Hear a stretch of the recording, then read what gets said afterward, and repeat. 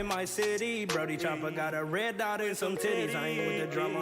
I'm just trying to touch a milli. I'm an addy dropper. Cause on my mama we get busy. Plug pull up with the pack and I ain't even bust it down. Couple minutes on my phone, I promise I'm gon' get it gone. I stay solid, I get caught, I'm fighting till they sit me down. You get caught, you singing like a nigga in the studio.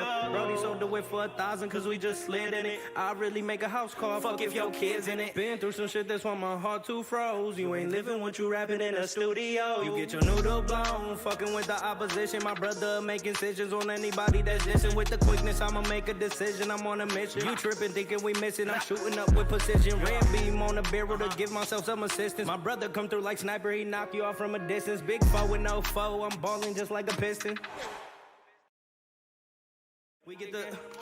Damn, heard it's another man down in my city. Brody Chopper got a red dot and some titties. I ain't with the drama. I'm just trying to touch a milli. I'm an addy dropper. Cause on my mama we get busy. Another man down in my city. Brody Chopper got a red dot and some titties. I ain't with the drama. I'm just trying to touch a milli. I'm an addy dropper. Cause on my mama we get busy. Plug pull up with the pack and I ain't even bust it down. Couple minutes on my phone, I promise I'm gon' get it gone. I stay solid, I get caught, I'm fighting till they sit me down. You get caught, you singing like a nigga in the studio. Brody sold the whip for 1,000 cause we just slid in it. I really make a house call, fuck if your kids in it. Been through some shit that's why my heart too froze. You ain't living what you rapping in a studio. You get your noodle blown, fucking with the opposition. My brother making decisions on anybody that's dissing. With the quickness, I'ma make a decision, I'm on a mission. You tripping, thinking we missing, I'm shooting up with precision. Red beam on the barrel to give myself some assistance. My brother come through like sniper, he knock you off from a distance. Big foe with no foe, I'm balling just like a piston. Hey, what's up, everybody? This is the El Nino Podcast. I'm Eladio Nino, and this is Real Everyday People. As always, grateful, for all my people, family, friends, community, people I've never met, all those who are sharing, subscribing. Thank you. I appreciate you. If this is your first time watching or if it's your 10th or 100th time watching, please make sure you go to YouTube and subscribe for me. Let your friends know, your family, your cousin, your neighbors, come check me out. The name of the show is Real Everyday People. So, I do it like that so that in one form or another, everybody can relate. So it's been a big week, been a good week, been a long week, been a long day today. I know it's been raining all day. Sometimes it kind of dictates and determines the way you think, the way you feel, stuff like that. But, at the end of the day, man, that's what the earth needs. It's been really hot lately. And, a lot of our grasses, trees, and all that good stuff need the watering, man. So, you got to learn how to appreciate all the elements no matter how they come. For all those that watched the BET awards last night, they were so dope. Me and my wife, we kicked back, we had chilled, we had popcorn, snacks, drinks, and all that good stuff. And I can honestly say that was probably the best BET show that I had ever seen. It was really dope. They had a lot of old school people. I believe it was their 50th anniversary. Big shout out to Busta Rhymes for getting a long lifetime Emmy award. I loved everything that he had to say, everything that he had to share. He was really real, came from the heart. Definitely enjoyed that. Big shout out to my man Edward Martell at Martell Law Firm. Make sure you holler at him. He will take care of you. He's a criminal lawyer. He's from the neighborhood, and he's got a payment plan. So if you get into some trouble and you don't have all the money right then and there, he's going to work with you. He's going to get you together. And his hashtag is Mr. Not Guilty. So make sure you holler at him. Big shout out to my man Troy Galentine out of Flint. That's my brother. Much love. Appreciate your sponsorship. And also for John Metallic.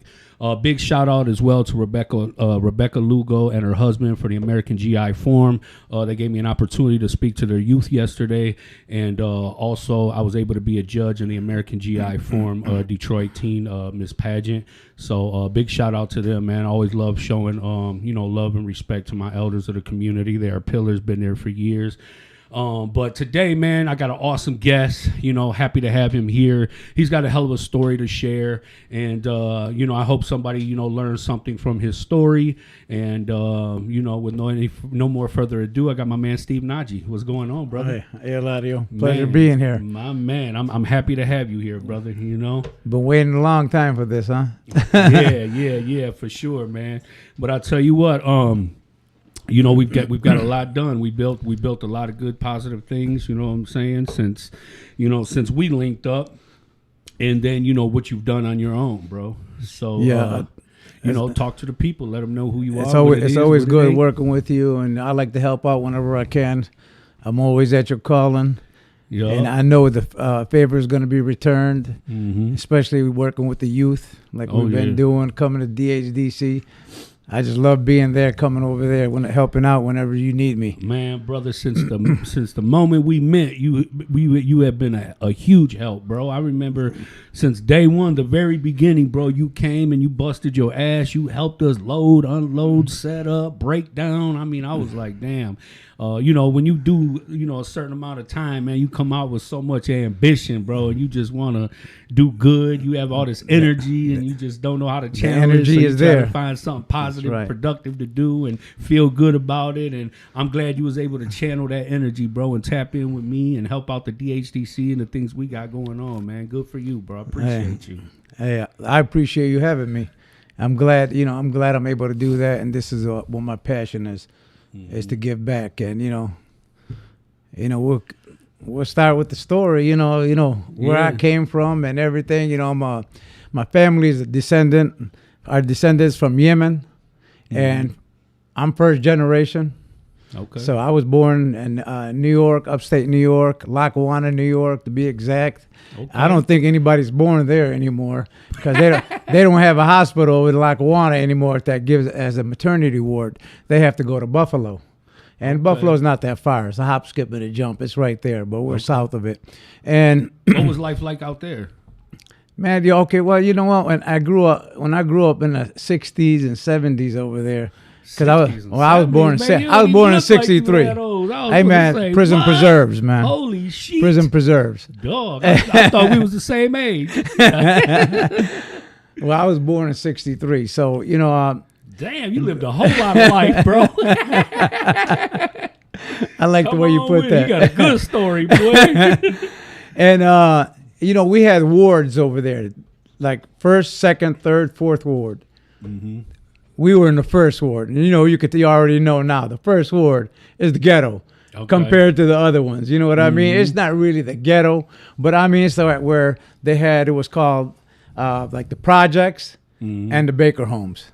Okay. And those were in between where we lived. So when they beefed, it was on our turf. You know what I mean? So you got one part of the first ward right here is the project. The other one's the Baker homes, and we're right there. So whenever they have problems with some families or anything, I don't know why they beefed. It's just like all beefs that's out on the street. No one knows why they beefed. Families will beef, and they were living in the Baker homes or the projects. And what was going on is that we lived around. It was Arabs of Yemeni descent. Mexicans, Puerto Ricans, blacks, and whites. So, where I find that at is in Southwest Detroit. Yes. Yup. I don't see it anywhere else besides New York when you go to the city, in New York City, and all that. But right there, that's how it was. Just that first ward was like Southwest Detroit. You know what I mean? It just was not as large. And we grew up, the neighbors I grew up with Yemenis behind me. And right next door was Puerto Rican, and a black family was on the other side. And then we always called her Big Mama. I never knew her name. And they used to whip us. Damn. And that was our neighbors. You know what I mean? That's how we were. Tell your ass up, yeah. Listen. They used to whoop us, and you know what? And they used to give us the paddle in school, and they need to bring that back. I don't know what they're doing now in schools. I remember they paddled my ass. I couldn't believe this shit. Go in the I couldn't coat believe room. my mom gave permission to do this shit to me. I say, God, it was like when you do something wrong, go in the coat room. I'd be there, and they come with a big paddle. You know where it's coming. And they had holes drilled in that bitch. I said, what? I never gonna forget Miss Conley. She used to whoop me all the time. I used to think I didn't do nothing. I always did something, but I used to tell myself that wasn't nothing. But I would just go straight to the coat room. I already knew it was coming here. She just give me that look. All right, Miss Conley, I just go right there. And did it ever stop you? Did it ever correct your behavior? No, it didn't. Hell it didn't. You just was willing to take didn't. I'm not gonna lie, it didn't. And when the street lights came on, then you had to be in the house, or the neighbors coming to get you. That's crazy, man. Yep. That's how it was. Get your butt in that house, And so it's like, we grew up normal kids. And what about siblings and stuff? Like I got an older brother, a younger brother, and a younger sister. Okay. And we grew up tight-knit. My older brother was born over there. I had an older sister, too, but I never met her. She passed away. Okay. I think she was probably 14, so I never met her. Oh, wow. She was sick, and she was still in Yemen. My older brother was born in Yemen, and the rest of us were born in New York. Okay.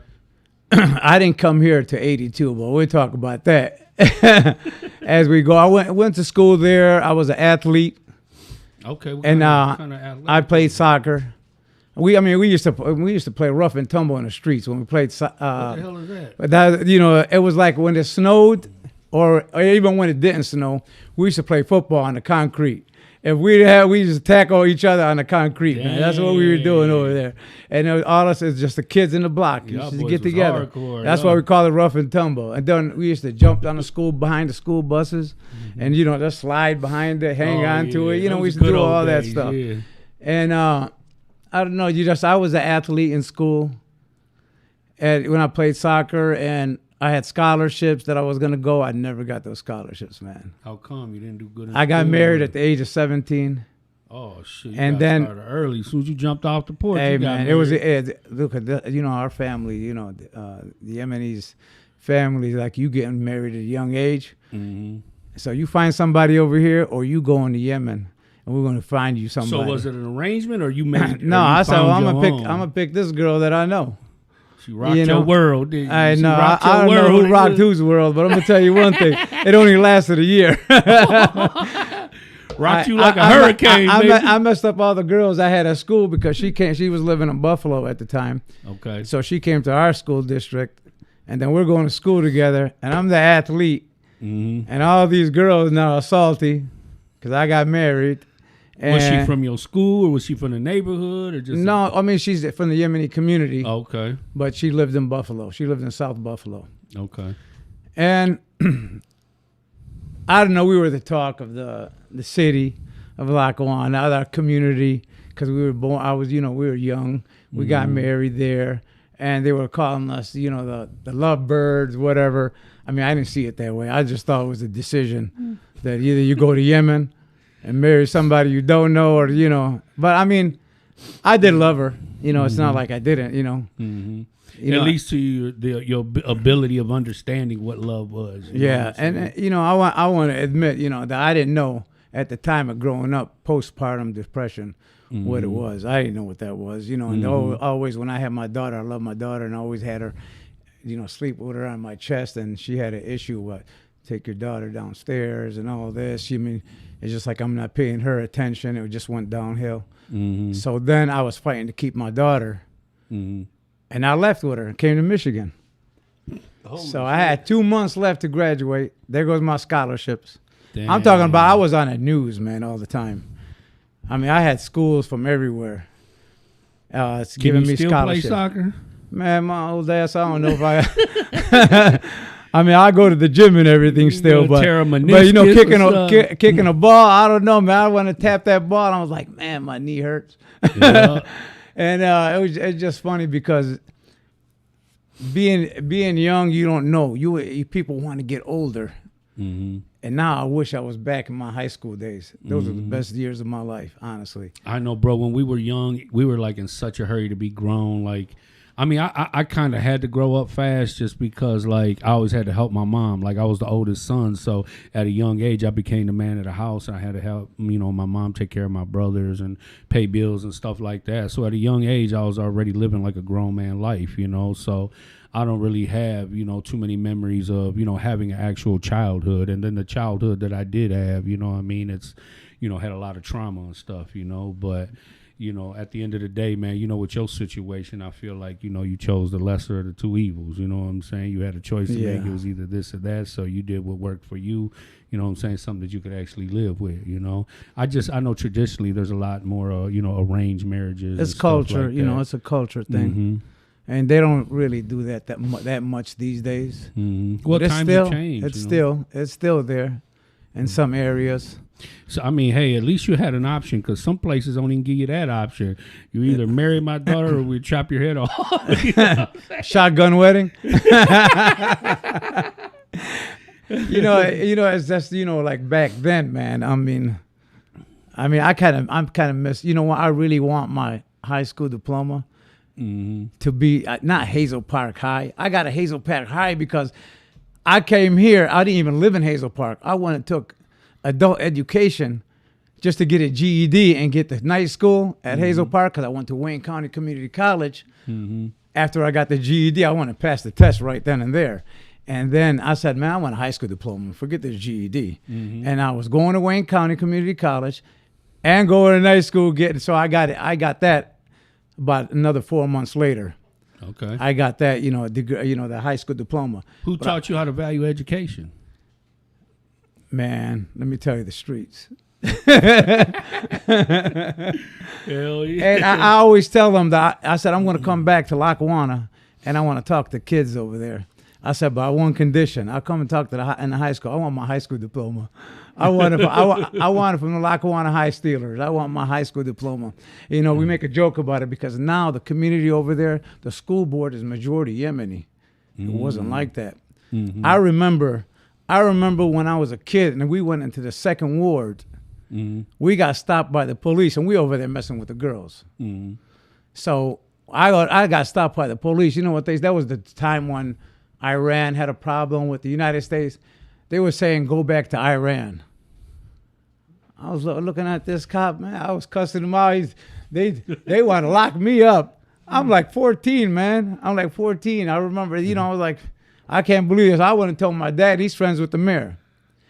When I got married, that cop was security at my wedding. Hey, that was crazy, right? That's some crazy shit. But then I was like, man, that's that cop, right? And they said, yeah, the mayor's the one who did that for your dad. Up. Yeah, he had him do that. And I was like, man, I said, I kind of felt weird about it at the time. You might try to sabotage yourself. Back then, if you see my wedding pictures, I had a fro, man. I had curly hair. Don't get this fucked up right here. I had a fro, man. It was curly, and everybody, that was a style back then. Yeah. But I don't know. Then I kind of feel like my life went the other way around when all that happened. Because when you're an athlete, you score 9 goals a game. You got 63 goals in a season. I'm trying to find out who broke any of my records yet. Because I'm still, if somebody broke my records, I'm coming to get them. So I make that a joke all the time. But when we came here in '82. Me and my daughter, we came to my brother's house. 7 Mile and Van Dyke. Did your family come too? Or no, just they followed later. They followed. Okay. They followed in. I think my parents moved out here in '86. Okay. And they moved around the block from my brothers. But then I wasn't around my daughter a lot because I didn't want to impose on him. So his wife and my brother kind of raised my daughter. And I would go there. I would take odd jobs, and then I would live with one of my cousins and go back and forth and stuff like that. And then I started dabbling, man, in the drug game, And I was still going to school. Okay. I was still going to school. How old were you when all this was happening? I was 18, man. 18 years old. 18 years old. Yeah. And how'd you get into the drug game? What motivated you? And who gave you the game? Who gave you the bag? That's why I said it came around when it came out here. When I came out here, that's where it turned around. I saw all these cars. I said, I'm getting that. We in the streets. My brother owned a store. My older brother had a store on Buffalo and Luce. That's in 6 Mile, McNichols and Davison area. And while I was working there, I started off selling weed out of the store. He threw me out, right? Hey, people had nickel bags, dime bags. I had $6 bags, but I would load them up, right? They were double the size, and I was getting them. Next thing you know, we got into the cocaine game. Met some Colombians, and then it started off with little shit. You know what I mean? Next thing you know, it grew. I don't know. My brother went in at that time in '88. Okay. And I'm talking, we had all the cars. We went back to New York. So by '88, y'all was already balling. Oh man, no, we were balling 2 years later. After I got here, 2 years later, we had all kind of cars, everything. Damn. I mean, I'm talking about, man, You name it, we had it. You was trying to live the American dream for real. Hey, man, 50 birds a month wasn't nothing for some young kids. You know what I mean? Yeah, for sure. And, you know, it was like, man, what the hell we going to do with all this money? You know what I mean? What are we going to do? We just kept on buying shit. And after that, you know, he got popped while I was in Yemen. Now, I moved to Yemen. You moved back over there? I moved to Yemen in 87. Okay. I stopped going to school then. I went to Yemen. A year later, my brother gets popped, and I was like, oh, I ain't going back. These dudes, you know how the feds do. They just lie about shit. They say, I'm driving Lamborghinis and all these crazy cars that you can't even drive in no desert or no rocky hills and stuff like that. Come on, man, they ain't got no Lambos in there. I ain't never seen one. You know, they said this is what he got. He's the man behind everything. Man, I was a peon. The way I look at it, we just had some money, and you know, it was a real talk, man.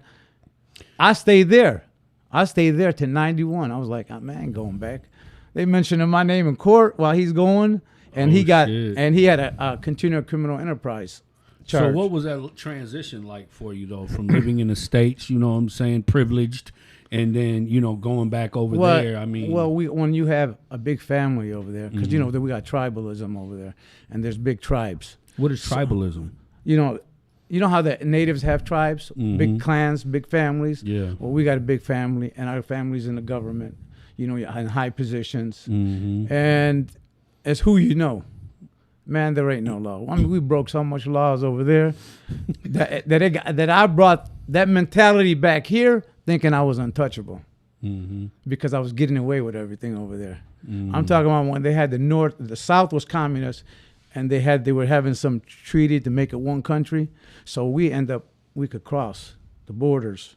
So we went down there. Now, I used to have a car. I didn't want to buy no plate for my vehicle. It was a Land Cruiser. So, you know, if the car costs $150,000, the plate for it is $150,000. It's 100% tax. So a way around it is to market Army. If you got connection, but you can't put no family in there unless you're in your city, your family. If there's women in there, it's cool. You get away with it. You know what I mean? So I used to ride the family in the city. But when I went outside of the city, I'm going to the South. Now, we went down there. Man, I hope ain't no Yemenis listening to my old stories because it's kind of like embarrassing because I'm past those days. But, you know, we got to talk about the past to get to the present. And we went down to the South. We got some girls down there because they were communists. They still had the liquor. They don't have no liquor in the North. Okay. So we're bringing cases back. So they got checkpoints before you come in and when you exit out the cities. So they stopped at the checkpoint. I said, man, they ain't checking this vehicle. They said, well, it's marked Army, and you got some females in the car. Right? I said, man, they're not checking this vehicle. My father, no way my father going to find out we got all this liquor in here. And we got these women in here too. And he said, what do you want me to do with the driver? I said, bust through the checkpoint. Get out of here. Busted a checkpoint. They're chasing us down. I'll come out with the AK out the top thinking they're going to shoot at us, but they didn't. They just chased us. So we dropped one of my cousins off at the top of the mountain, right till we got to the next city. He held them off. He ended up only going to jail for 6 months, and they would have got him out. But because they tried to punish us for us doing that. And this is our own family. This was a punishment. But my dad didn't know why we took off. He just thought I was being cocky. Well, we make it back to the next checkpoint. They stop us there. It's my family. It's my cousins. They said, drop off one of these cases over here. And you get through. Then they come to the house. They come to our house, surround the house. Now I'm on the rooftop with a machine gun, right? Telling them, y'all ain't coming in here, right? This is the crazy shit that goes on over there. You know, you can break any laws. So we called people that we know from the government. They surround the police from down there. So that's the kind of shit was going on over there. So you get cocky and stuff like that. So that shit got to your head. I know you so couldn't tell like, you man, shit I got some after power that over here, right? So anyway, we got away with that. Even my mom came out with an AK talking about, you ain't getting my son, he's American. Damn. He don't got nothing to do with anything you guys are accusing him of, right? I was like, man, if my mom only knew what was going on. And the girls are still in the car, but they inside the vehicle. I'm about to say, I thought Inside, you I was going to said, man, say we they gotta- inside the trunk. I said, was going to say, damn. I said, we got to get them out of here. I said, they got to get out. They got to go before my dad comes back, you know, if they find anybody finds out. What was You know, wrong with having- that's what was like, wrong that's with like, having that's girls like with you, though? embarrassing What was wrong with to having have girls? this kind of, you know, story being told, but I just feel that that's where all this mentality came from, where I thought I was untouchable. And you listen, you know, what does it say? U.S. government versus Nagi. I went against the U.S. government. That's the way I looked at it when they indicted me. Mm-hmm. And you ain't gonna look. I said the U.S. government. When I'm reading, I'm like, I ain't never seen nothing like that. You know, I'm thinking, man, The whole government Why they want to against fight you. me? You know what I mean? I'll give in. Just tell, you know, what the hell? But you ain't gonna give me no damn life. I said, if that's what you're trying to give me, we're going to trial. Mm-hmm. But you know, that was in 2006. Mm-hmm. But I came back here, and that's when I said, let me finish my education. Okay. I tested the waters. I was straight. You know what I mean? No problems, no issues. So I was like, all right. What kind of time did your brother get? He did 14 and a half years in the feds. Okay. Wow. All right. Yeah. He could have got 10 on appeal, but he took his chances going all the way with it, thinking the judges might, you know, give him a break. Mm-hmm. But they already offered him, we'll give you the 10. He was like, no. He thought, he thought like I thought. He thought he'd get less. Yeah. And he ended up getting more. I mean, I should have learned from that, because here I am thinking, man, they ain't got shit on me. When I got indicted in 2000-something, they ain't got shit. We're going to trial. Mm-hmm. I kept, instead of taking a plea, but I'm glad I didn't take the plea, because the plea, I ended up getting less than the plea, because my plea was 20. And Okay. I got the 37 years for RICO. Okay. And we'll get into that, because we're jumping ahead right now. Yeah, for sure.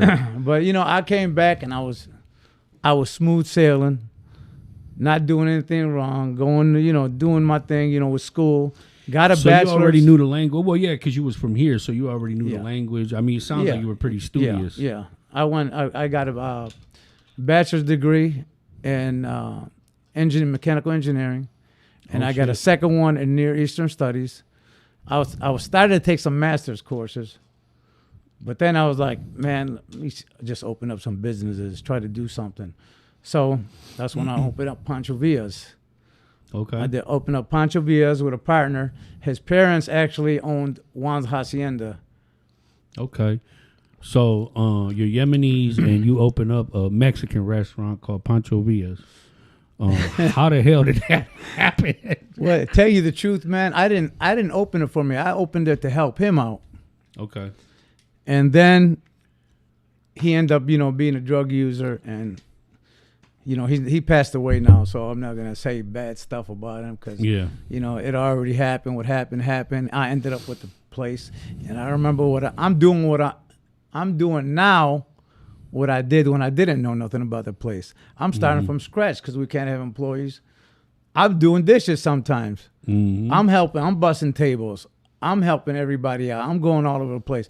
I really don't know nothing about it. Mm-hmm. You know what I mean? The business aspect of it. When I came in there, I said, I'm gonna start at the bottom. I said, I got to learn how this goes. Yep. And I never actually learned how to cook that stuff. I saw some stuff being done, because we had a lot of employees back then. Mm-hmm. So we had Mexicans in there, we had Albanians working, and there we had like in the kitchen we had like 8 people.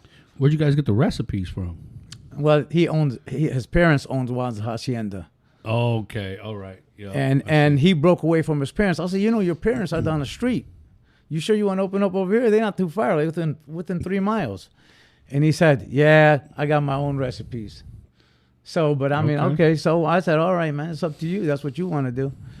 Then I said, man, I found out they kicked him out. You know what I mean? He couldn't deal with them because of his habit and all that. And I was like, all right, man. I said, this place is making money. What's going on? Yeah. We end up expanding. It was only a little place. We expanded it. What you've seen, Yeah. we expanded that. Beautiful place. Yeah. I loved everything about it. I mean, the art, the textures, it's very, very, very authentic, bro. I loved it. good vibe in there, yeah. all that stuff, man. And every time I'm around you, bro, and you invite me anywhere, bro, you show the most upstanding hospitality, bro. That's for real, that's man. our culture, man. It's the upbringing. Yeah, bro. When I came to your that's our home, bro, culture. I mean, I felt like a king. I mean, everyone there, you guys treated everybody like a king.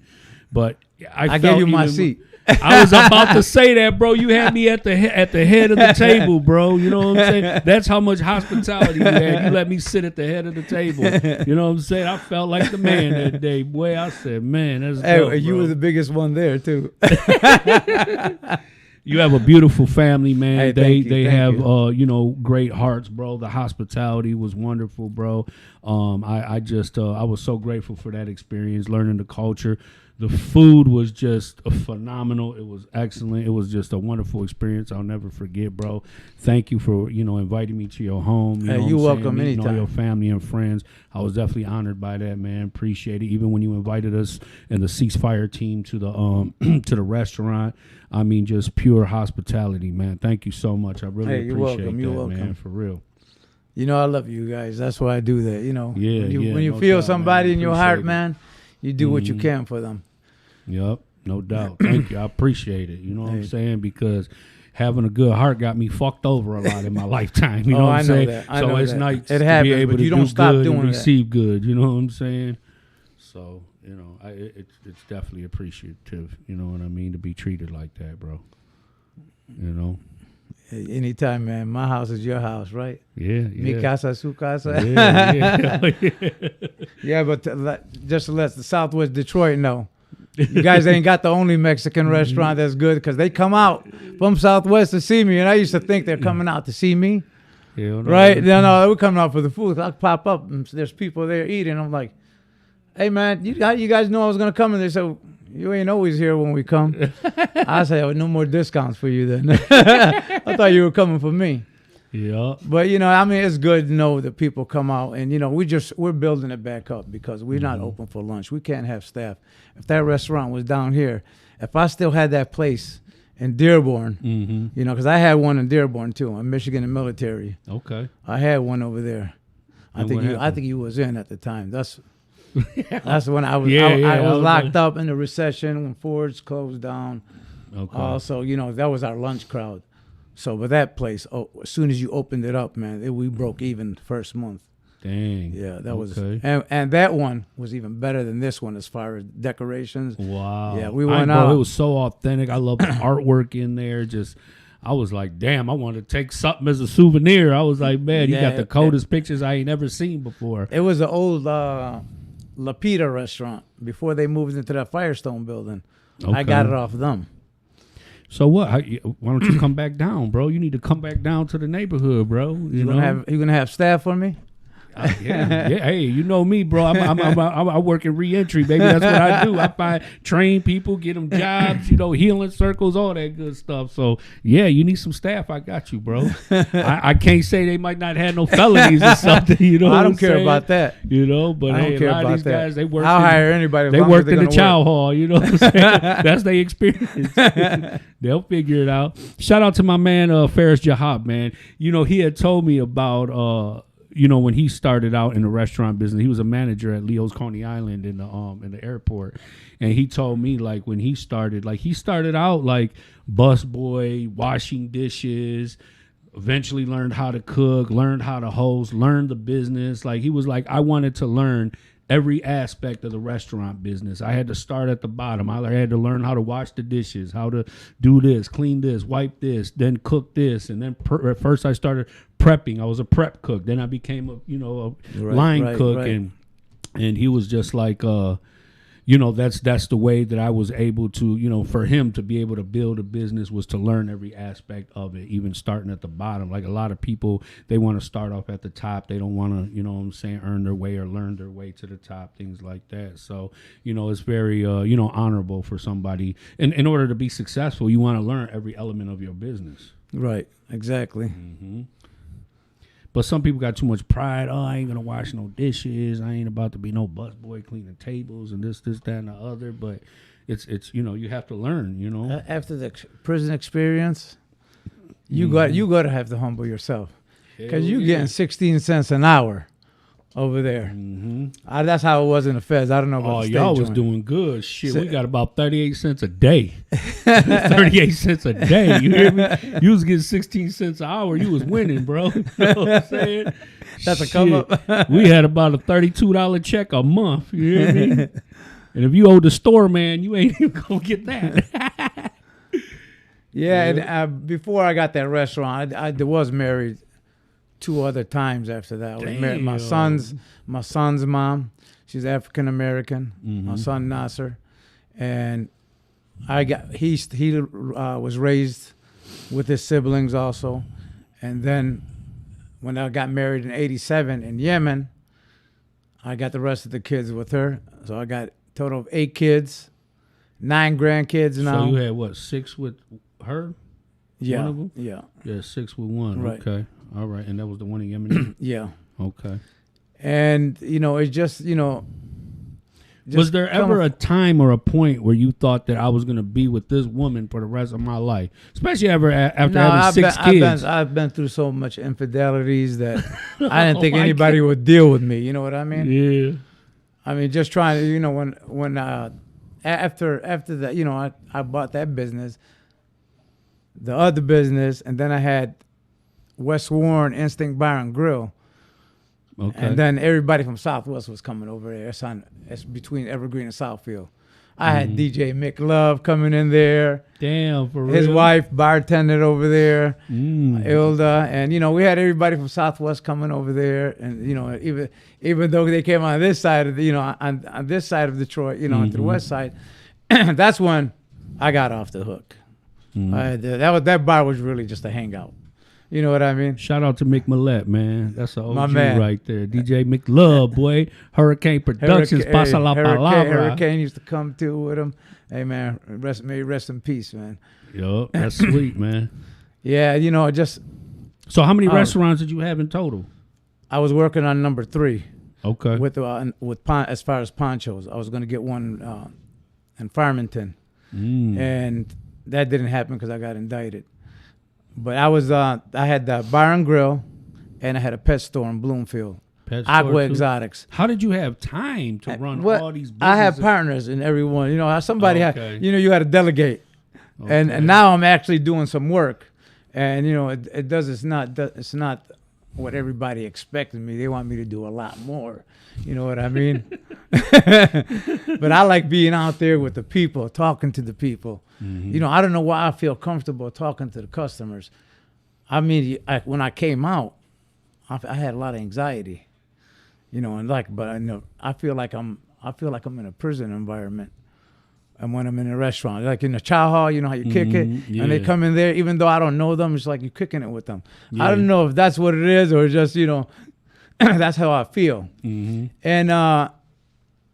when I had that bar, that's when I started partying.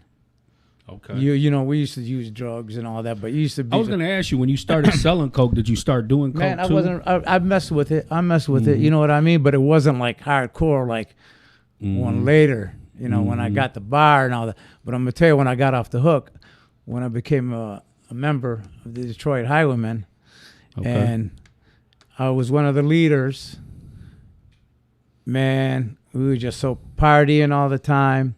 Oh, there's a lot of good dudes in there, man. There's a lot of good dudes, and everybody didn't fucking party like that. You know what I mean? But there was a few of us that party. We like to party. We like to hang out. We used to be on 8 Mile every day. Man, let me tell you how it started. Is like, man, you're not riding this bike drunk like this. Okay. And they said take a bump. And Sober I took you a up bump. real quick. Yeah, I said, man, I got to do this again, because you're drinking a fifth. Oh, And yeah. so then it went spiraled downhill. It's like every day then. I'm talking about, you wake up, this is what you're doing. I was about 17 years old when I started selling cocaine, bro. And, I grew up around a lot of adults. I got, a lot of uncles. And, that was really the family business, weed and coke, because they were social drugs. You know what I'm saying? And I probably got like my first key when I was about 17, 18 years old. Couldn't tell me shit. You know what I'm saying?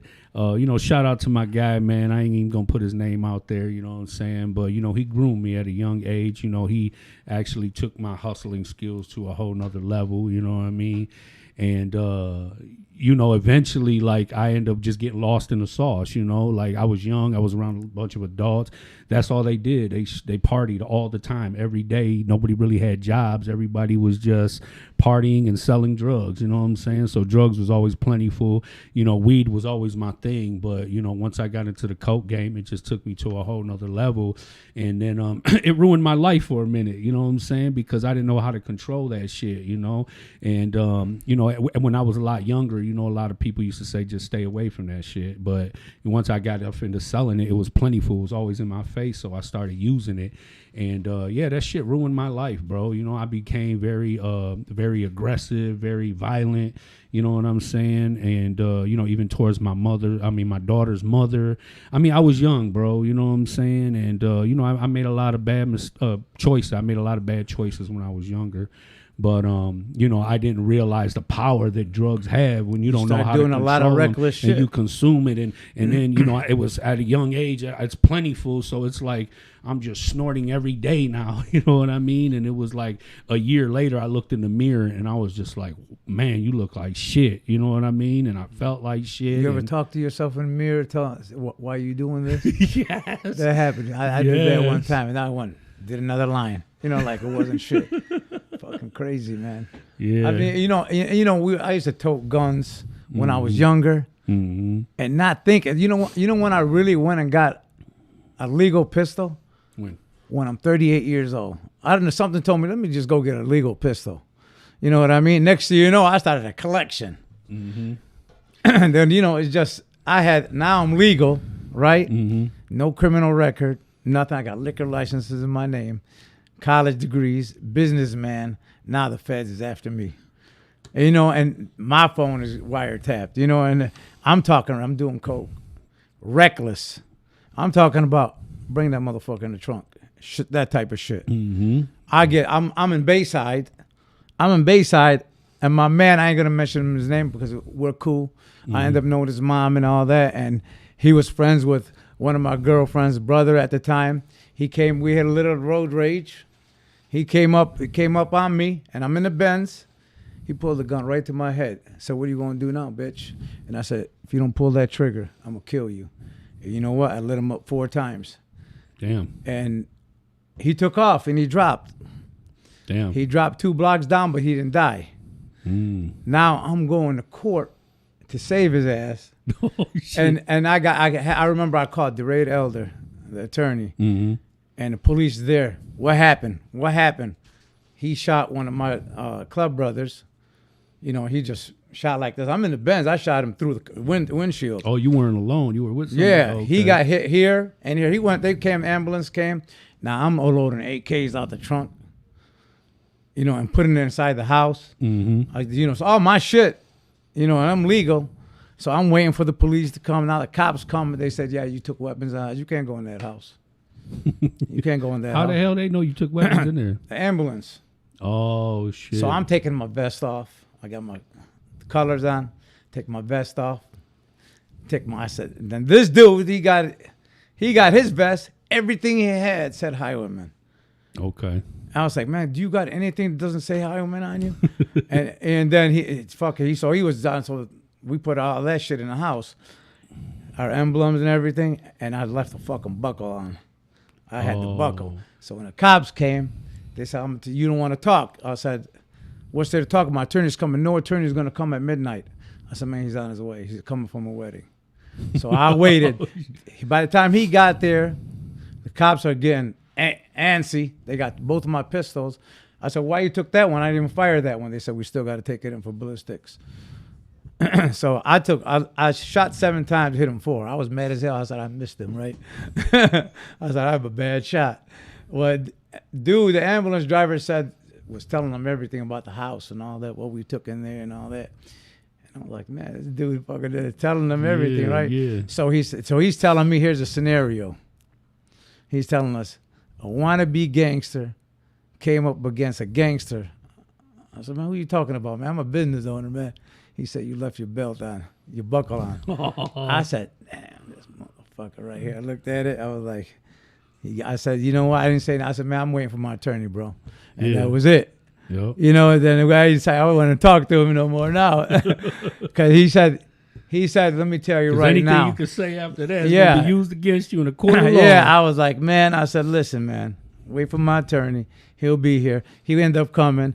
And then he said, as soon as he said, this is what you just said. He said, yeah, just say that. He said, there's nothing happened, right? These motherfucking cops, this dude dropped, we didn't even know, right? They said, you better hope he died because he come back and sue you. I said, who died? He said, the guy you shot. I said, I looked at my attorney. He said, you'll be all right. I was like, I said, man, I hit him. I said, then I'm finding out who he is. Boys that I know him. Okay. Right? Mm-hmm. Dudes he was locked up with, called him from prison. I said, don't worry about it. I'll go over there. So I pled the 5th. Oh, shit. And now they mad at me. Detroit cops. Mm-hmm. Now they said I ruined the case. I had to pay $8,000, man. They locked me up over the weekend. They put me in the same bullpen with him. Are you serious? Yeah, by with accident. By accident. They asked me, are you okay? Are you okay? I said, hell yeah, I'm all right. He tried to give me a lifesaver. I said, man, you're going to need that, bro. You know, he tried to give me a lifesaver, man. Hell no. And I'm over the weekend in the bullpen. I'm in Wayne County. Okay. I didn't even come out the quarantine. We went straight back to court from there, and then you know who was his attorney? Who? Robert Blake. He said, man, shit. I just need you to say what's in his report. You're going to save him. I said, man, I can't do that, man. Mm-hmm. He said, you just said my attorney, Mark Krieger. They went and brought in Mike Krieger. I didn't even hire him, right? Mm-hmm. He said, listen, man, you're going to save the kid. Trust me. And then they said, his mom said, go ahead and say what you have to say, what you did in your report. So I just said, look, I told him, the kid came, you know, I don't think he was going to shoot me. Mm-hmm. But I feared for my life because that's what you taught when you got a concealed weapons person. So I shot. But they said he walked away from me. I said, yeah, he walked away from me. Did he get caught with a gun on him? Yeah, they had the gun still right next to him when he dropped. But he only did time for the gun because he was on probation, like 3 years. Saved him 22 years. Oh, shit. And he said, I got you. I'll get you your money back. I ain't never seen that money come back. But it's all good as long as, you know, tell you the truth, a motherfucker don't know how it is to shoot somebody, man. Mm-hmm. You got to think about it. You remember I talked about that at one of the healing sessions. Yeah. You know, these kids want to go out there and just get revenge, and then you force in prison to be friends with these same people that you beefing with. Yeah, that'll be your bunkie. Yeah, I mean, in prison, the coalition is all these gangs that are beefing on the streets, all one. Yup. And you can't even beef with them. Y'all faking. Yeah. So why you guys just end that shit out here? Just like I used to say, why are we at war with this club? Why are we at war? Why are we beefing? No one knows why. Mm-hmm. And it's the same thing with the streets. I asked them in the prison. I used to ask them, why are you guys beefing? Mm-hmm.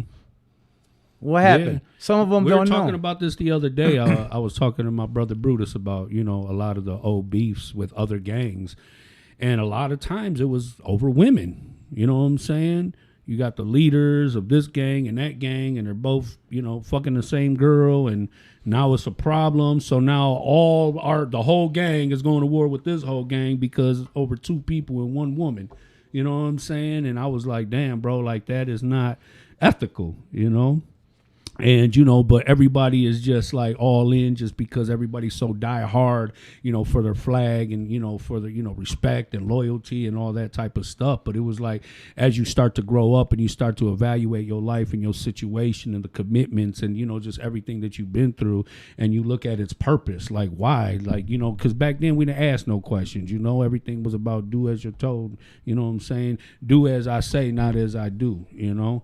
And, you know, we weren't allowed to ask questions. We just had to take orders and do what we, you know, needed to do. And, you know, once you grow up, though, and you start to become a conscious person and, you know, a conscious thinker, and you start really evaluating things like, damn, man, like all this time that, you know, we was beefing with guys and it didn't even have nothing to do with me. You know, Right. and that's how I was even when I went to prison, bro. I didn't have no problems personally. All my problems came from other people's problems: gambling problems, lying problems, stealing problems, soft ass motherfuckers who, you know, they want to get down with the community or be with the people because they want protection. You know what I'm saying? But I always used to tell guys like, listen, I got your back, but you got to go first, baby. You got to show me that you ready for this shit. You know what I'm saying? Because I got a family I'm trying to get home too. You know, I got property, I got things. I'm not trying to get packed up, go to the hole, get transferred out, go. But I will. You know what I'm saying? But I ain't gonna do it unless you go first. You got to show me that you willing to stand on your own 10 toes. You know.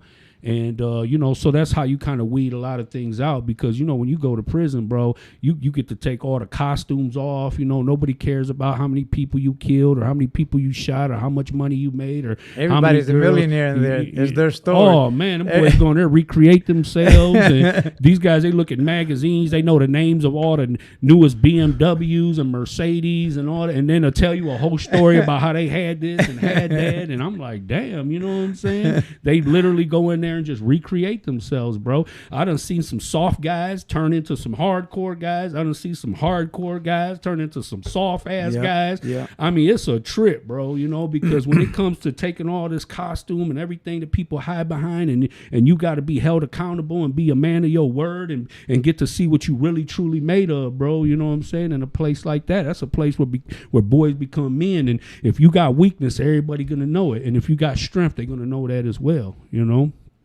I'm glad I used to get along with everybody in prison. Mm-hmm.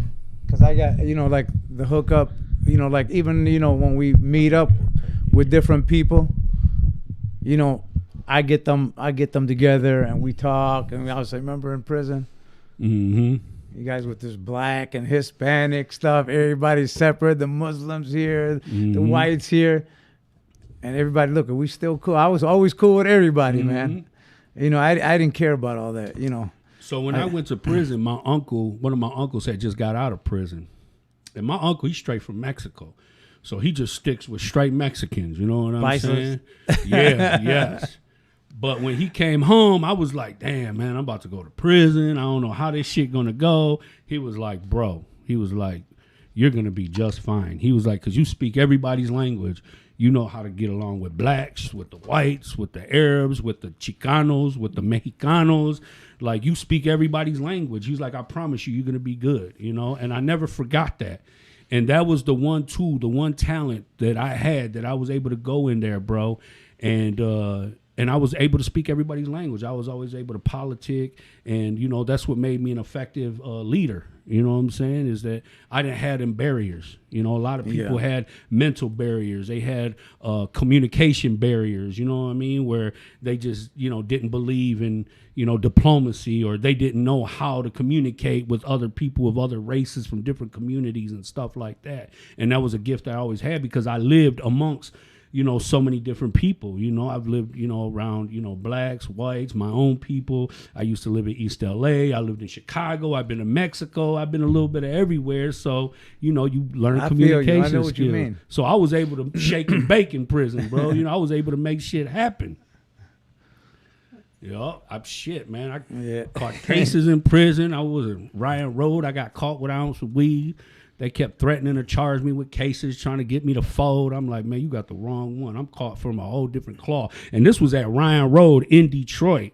You know what I'm saying? And don't nobody want to leave. Anybody from Detroit does not want to leave Mount Road or Ryan Road. And them boys were even the big dogs, the leaders, the killers, man, they was in there snitching like a motherfucker on who got the bag and who's moving what, because they did not want to leave Ryan Road. You know what I mean? Because fuck, I'm 15 right minutes there from home. Yep. Yeah. And me, I'm like, shit, you got the wrong one. And their administration was so accustomed to guys folding for the sake of staying close. Muskegon. Them bitches sent me to Muskegon. It was cold than a motherfucker over there. I said, shit, I did so much time upstate, man. You know, I thought it was cold up there. Man, I went to Muskegon. I said, holy shit, it's freezing down here. So I worked third shift yard crew so I can get a workout and shovel snow. Me and my man H, man. Shout out to my guy H, man. I love you, boy. But you know what's great, man, is seeing a lot of brothers that I did time with, man, and they out here, they taking care of their business. You know, they grew up, you know what I'm saying, and taking care of their families, they're working, and then just living, you know, a whole transitional lifestyle, man, for real, bro. Because like we started out young, and our commitment to the streets, to the gangs, to the whole lifestyle, like we suffered, we endured a lot of suffering, we lost a lot. You know what I'm saying? But nothing that we couldn't get back. And, you know, just walking the path that I do now, bro, I got more now than I ever have in my life. And what I love the most is they can't take nothing from me. You know what I'm saying? And before, bro, they took everything from me because I ain't have receipts for nothing. I wasn't accountable for anything. And anything that I had, I never got it the right way, you know? And now it just feels good because, you know, everything's in my name, you know what I'm saying? And everything is, you know, everything is legit. Yourself. Hell yeah, because I thought what I was what I was always going to be, bro. I thought I was always going to be gang banging ass, drug selling ass, shooting ass, Eladio. You know what I mean? That saying is true. Easy come, easy go. Yeah. When you work hard for it, it'll last longer. Man, bro, when I caught that pistol case, that was my first felony as an adult. And I thought, like, okay, it's my first felony. It ain't going to be shit. But I didn't know the law. I didn't know that if you catch a felony firearm, it was an automatic 2 years. You know what I'm saying? So I was like, damn. So once I found out that I had a mandatory too. I was going to prison no matter what. Like, I kind of got reckless, you know what I'm saying? And I just kept on catching little minor cases, getting caught in Wyandotte, getting caught in River Rouge and here and there with weed and guns. And every time, like, I had jewelry and they took all my diamonds, every time they pulled me over and caught me with weed and guns and money. And it just, you know what I'm saying? I just was in a destructive path, bro. I didn't care. I'm like, man, I'm about to go to prison. My life's fucked up right now and this, that, and the other. And I lost everything, bro. I had a car, the truck, the house, this, that, you know what I mean? And lost everything, bro, you know? And but now, like I said, bro, the life that I built for myself, you know what I'm saying? It's a blessing. They can't come take nothing from me, bro. It's a blessing. Oh, yeah, definitely. But it's crazy to reach this point now. But everything that I went through, you know what I'm saying, just to reach this point. Like, you know, you got people who go to college for years for master's degrees and studies and socials and community and people and all that type of stuff. But everything that I learned through firsthand experience. I was the project. I was the study. I was the curriculum. You know what I'm saying? I am the curriculum. But yeah, I love my life, man. I started out every day, bro. You know what I'm saying? With gratitude, man. You know, just you know, being able to close the door when I use the bathroom. You know, being able to go to the fridge and being able to dress how I want, put some cologne on, put some jewelry on. You know what I'm saying? Being there for your family. Man, bro. Nothing and now like you that. have the privilege of you have the option and choice of who you allow into your home, who you allow into your circle, who you allow into your life. You know, there it's a melting pot of people. You just got to accept it how it comes. You get bunkies, you get QBs, you get, you know, they shoot you this way and that way in this prison and that yard and everything's, so you get accustomed to transition, you know. And even my wife's like, man, you seem so emotionless sometimes. And I was like, man, one of the first things I was taught when I went to prison is to forget about everything. You know what I'm saying? That it's out of your control, you know, because so many guys, they go to prison, they still try to control everything and everybody from in there, and it causes you so much grief and distress. But once you realize that I'm here and I need to focus on this world, and they said, and that was the first thing they told me, man, learn to let go, because the more you hold on, the more you're gonna suffer.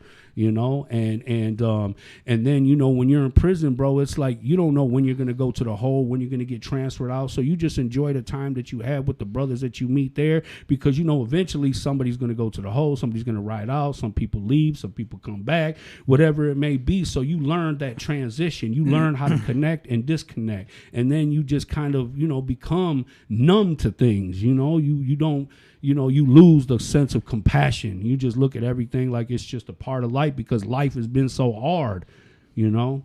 So I'm really working on you know, becoming, you know, more sensitive, you know what I'm saying, to people and their needs, and just feeling like, bro, I've never been to so many funerals, you know what I'm saying, until I came home, bro. I've probably been to at least 50, 60 funerals in the past 4 years that I've been home.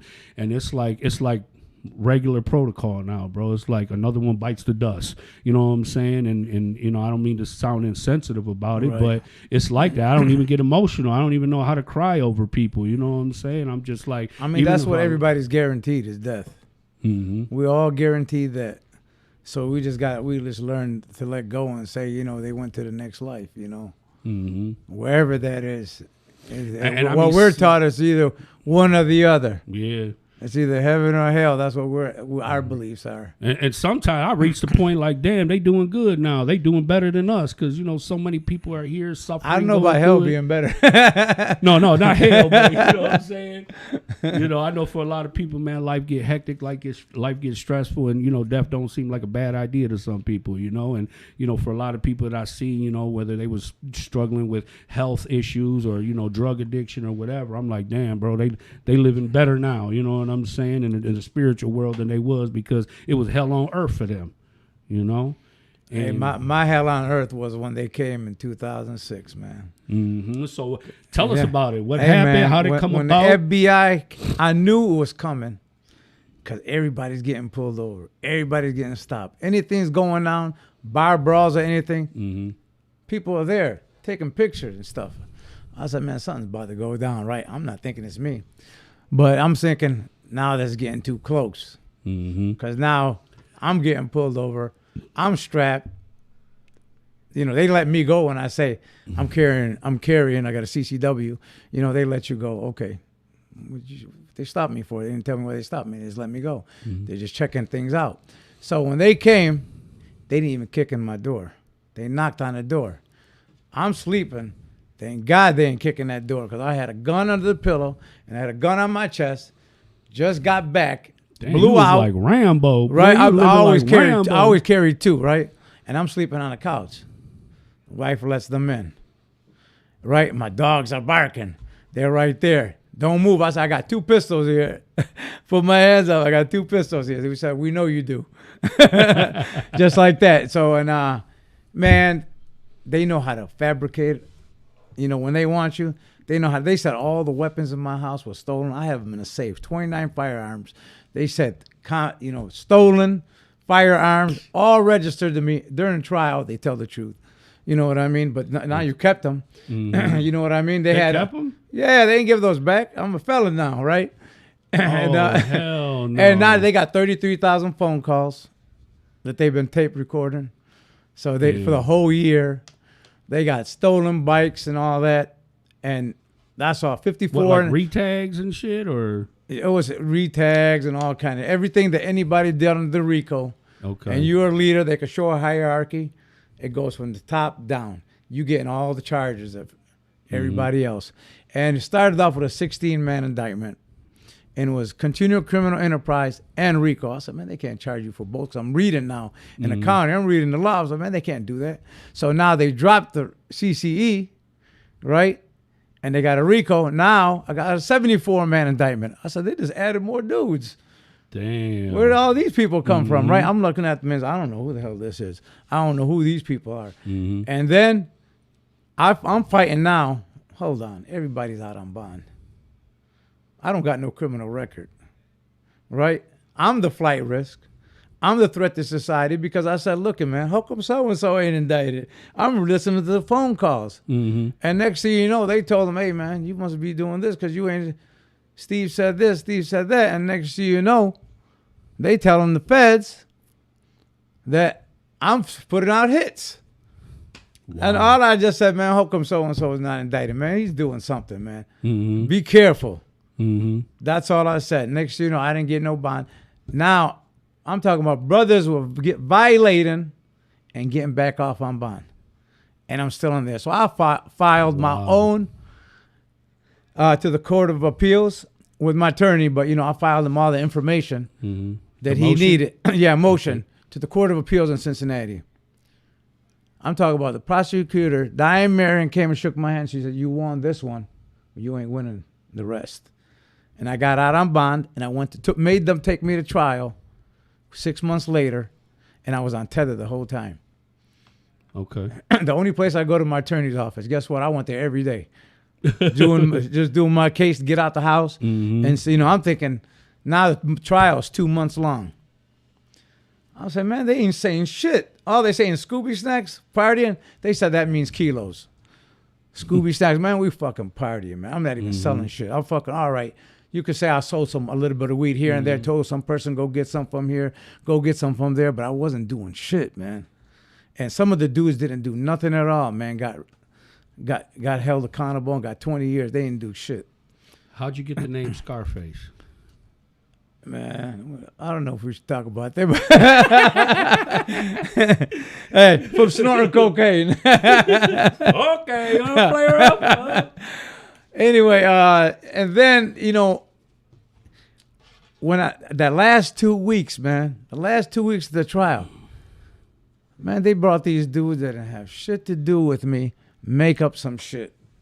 That I sold, ride with them, sell them firearms, right? And they got one of my exes get on the stand and for her to say this, and I had letters written by her. They're making me say this, and I read them out loud. And she said, yeah, that was my letters. That's true. Listen, and brother, still, I know that you are telling the truth because I know through firsthand experience on my murder case, they went to my son's mother's brother and caught him with some e-pills in his pocket, threatened to give him all this time, but fabricated a story for him to testify against me and my partners on the murder. All he had to say is that he was at the house and overheard one of the homies talking about the murder over the phone, which was an absolute lie because we never did no shit like that. Our murder case was a cold case murder for a couple years, and we know better to ever talk. Like, even all of my closest friends and family never knew about this murder case because once it happened, I never spoke on it. And that was something that I was raised with. You know what I'm saying? We were never allowed to speak about anything. They always told us the worst thing to be in life was a rat, a thief, and a liar. You know what I'm saying? And nobody will ever trust you. So since childhood, you know, I was always taught that. And this guy, he literally took the stand and absolutely lied about everything because he never knew anything about anything, but they needed a credible witness. So they tied him to my kid's mother to say, oh, well, that's his family. Well, why would his family lie against him? You know what I'm saying? They even sent him to training in military during the time before we went to trial to say that he is an honorable member of society. He's part of the military, like to boost his credit up. You know what I'm saying? I was like, hell no. So that's when me and my brother Pat decided that the best bet was for us to take a plea deal. And we tried to get my other brother Mike to do the same thing. But Mike, one thing I noticed about that brother is that he had a black and white thinking pattern. There was never no gray area. There was no compromise. It was all or nothing with him. You know what I'm saying? So he had money at a young age. He made a lot of money. He used to come get the bows for me and my mom in the hood at city prices and take them out to Westland. And he was making triple the money and he was getting cashed out. So he blew up quick. You know what I mean? But he had a whole lot of money at a young age and all that money got to him. So when we caught this murder case a year prior to that, he had 2 attempt murder cases that he had beat. So he blew his head up because he's like, as long as I got money, I can beat cases, you know? And so when me and Pat decided the best thing for us to do is to take these plea deals, we tried to get him to do it. He wouldn't do it. And he ended up, now he's serving natural life plus 100 years in prison now. Me and Pat got out, you know, he got out 6 months before I did because I caught a case in the joint and then a parole board flopped me for catching the case. But, you know, they just recently killed Pat, you know what I'm saying? Because, you know, when I got out, I was determined to be successful. I wanted to complete parole successfully. And I just wanted to live a life that I never lived. I wanted to have peace in my life. I wanted to have, you know, people who love me unconditionally. I didn't want to have to deal with all them, you know, trust issues and, you know, just got to pay attention. You know, when you're in prison, you got to pay attention to everything, everybody, what they say, how they say it. You know, you're just watching all the time, always on guard. You know what I'm saying? You ain't got no peace of mind. And I didn't want to live like that no more, you know? So that's why I took the path that I did. And, you know, the brother went back to the streets and you know what it is, bro. And they end up killing him. So like out of everybody, I'm the last one standing. You know what I'm saying? And I make the best of my life, bro. And I live to redeem myself, you know what I'm saying, and to live in my own purpose. That's what we're doing now, trying to redeem ourselves. But going back when I got out, they did add more people. when she said, you know, we're gonna get you won this one. We went up to 91 people. There was a 91-man indictment, 54 counts. Damn, started out with 16, went to 91, huh? Yeah, and then after that trial, this is what the feds do. They don't tell you your time in years, right? They tell it to you in months, because you busy over there trying to calculate how much you got. I get back, and I said, the fuck they give all this? It's 37 years. I was like, it didn't hit me till I got back to that cell, they right? say months, so you think, Yeah, damn, I'm like, okay, no, I'm I'm doing trying good. to calculate, but I'm trying to listen to what they're saying at the same time. And they do that on purpose, man. That way you don't wig out in there, So we're back there. I'm like, what the hell, man? Who the fuck they give this shit to? I know they didn't give me 37 years. The plea was 20, right? So, and then I was like, he said, why would you have took the plea? I said, no. I said, because I would have lost all my rights. And that's the whole reason why I was going to trial, because he explained to me. And he had offered me, he said, listen, they'll give you 10. All you got to do is there's 5 cops, the Garden City sergeant, 2 attorneys, and a DEA agent that was indicted with us. All they wanted was don't give up any of your club brothers. I said, not happening. We're going to trial. You ask me one more time, Mr. Thomas? I said, you fired. That was my attorney. Wow. He never brought it up again. And that's when he asked me, would you have took the 20 now? After I said, nope. I said, I would have lost all my rights. Isn't that what you advised me? And you know what happened? When I went on appeal, I won my appeal because one of the charges it was 27. She gave me the 20, she gave me mandatory minimum, hands are tied, plus 7 enhancement. And then the other 10, which ran consecutive to it, was the gun charge at the Weed and Rye. Yeah, that's always I wasn't even the one that did the shooting. The one who did the shooting, and he shot only in the air. He pled out and got 13.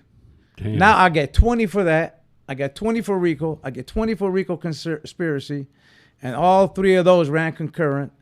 And then 7 enhancement on the RICO, right? On the RICO conspiracy. And 10 for the gun. So now I'll win the Weed and Rye incident.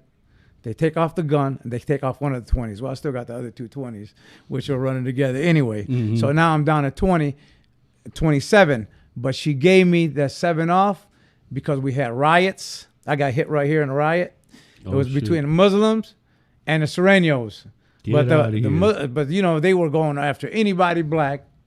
And I was over there just trying to explain what happened outside on the yard, right?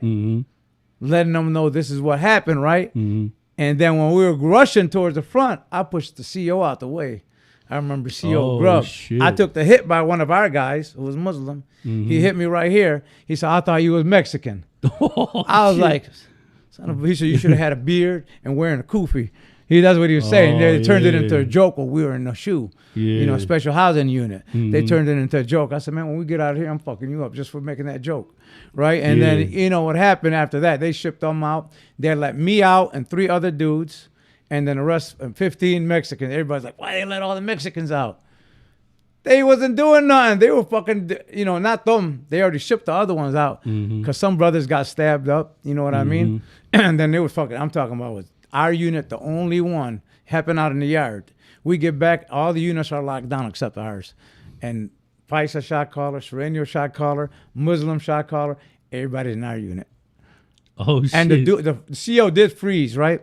Man, it took the case manager in there and the counselor to talk to the CO. He did not want to say, I'll push them out the way. And it's on camera. Are you serious? Yeah. Wow. But it was on camera. Yeah, it was on camera. So it was undeniable. Then the judge said because of all my certificates that I got in over there and what happened, the incident that happened, that she knocked off that 7. She said, if I go below that, my hands are tied. They're just going to appeal it and you'll get that 7 right back. So just take the 20. And I really didn't want to take that 20. I said, we're back to where I started, where you wanted it for the plea. Yeah. And then COVID happened, where they had compassionate release. I still went to school. I still took classes. I still studied, and I helped in reentry. I worked in the reentry program. People were leaving from Minnesota. This is why I'm doing what I'm doing now. People were leaving the prison and bringing, my name up all the time. So the guy used to come in, one of the volunteers, said, this is a reentry program that they got in the Minnesota courts like this. I said, well, talk to the judges over there. I even, talk to the judges, say, I want to implement this. He said, why don't you write them? So I wrote them. He wrote me back. Judge Donovan Frank. He wrote me back. And I said, man, I got a letter from a federal judge, man. They indicted me. I was joking around. But I was joking. And I showed them the letter. I put it in my brief. I was just happened to be doing a brief for compassionate relief to take care of my elderly mother. But you can't just have one issue. You got to have two. Got to be two reasons. It can't be rehabilitation alone. You got to have COVID issues or something else to take care of someone. Someone in your family needs you. Me, I happen to be my mom because of her age. You met her. Yep. Yes, I did. And she be chilling, too. The judge let me out. I didn't even go to halfway house or anything. Wow. And, I wrote a letter. I wrote a letter to the judge because during the sentencing, she said, Mr. Nagi is a businessman with 2 college degrees. I don't know where in life he went wrong, but he's got a lot of time to be thinking about it, where he went wrong. And you know what? I wrote her, I'm going to prove you wrong. One day, that was for my first appeal, because your words, that was like, she kind of mentored me with those words because I wanted to prove that that's not me, who they said I was. They made me out to be a monster. I wasn't a Boy Scout. Yeah, I'm going to admit, I'm not going to say they lied about everything, but I wasn't a Boy Scout, but a lot of that shit was fake and fabrications. How much time did you do out of 15 years. So you did 15 out of the 37 that you were supposed to have. Yep. So I'm glad I didn't take the plea. Oh, yeah. You know what I mean? So basically, I won. Yeah. I won. For sure. If there was a better way to look at it, I won. They didn't get what they wanted. But at the same time, I know not to mess up because they're going to get what they want. Yeah. Because that's what when they came and got me, they said, we've been wanting you for 23 years. We're going to make this stick one way or another. The first thing they said to me. You know what the feds wanted? They wanted your restaurants. They wanted your houses. They wanted your money. You know what? I wish they would have took them. You know why? Instead of me closing them down. Because I didn't have nobody to run them. Because if you had this big RICO, why didn't you confiscate all this? Why didn't you take everything? And that's surprising because in a lot of people that I know who've been in the drug game, that was what they wanted. Yeah. They were actually working out deals with people for them to sign over properties, buildings, houses, and stuff like that. Like, hey, we'll give you this amount of time, but you got to sign this off and that. You know what I'm saying? So I would have felt what kind much of justice better is that? You ain't about trying to get than me having to close. You trying to those take businesses. properties, I know. vehicles, and shit, and then they give them away to their people and all that type of shit. Before you know it, you got a motherfucking riding your shit down. They didn't Woodward. take no bikes, no cars, nothing. So they just wanted you, huh? Yeah, that's all they wanted. But how did that impact your family? I know so Pancho's. You said that if it wasn't for your daughter, that your daughter. You met her. She held You it met her, down. Monty. Yes, I did. And before we go, man, shout out to Eric Washington at the Kingsman, man. Much love to you, bro. Appreciate my man you. Eric Washington. Eric, what did I say? Yeah, no, that's okay. Yeah, I'm just repeating. I'm repeating. Yeah, I was about to say and all the Kingsmen. Yeah, no doubt, man. Salute to you, brothers, man. Doing something positive, and you're a Kingsman too. Yeah, for sure. You're too busy. You can't come on the group. Man, bro, I'm trying to tell you, bro. And I love the brotherhood. I love being able to get on there and build. You know what I'm saying? I always get something or leave something behind. It feels good giving back, and that's what led for me when I came out. I said God gave me a second chance, so I'm going to give back. And I want to start in Southwest Detroit because those are the streets that we helped destroy, and we were part of the problem. And we got to do something now to make an impact.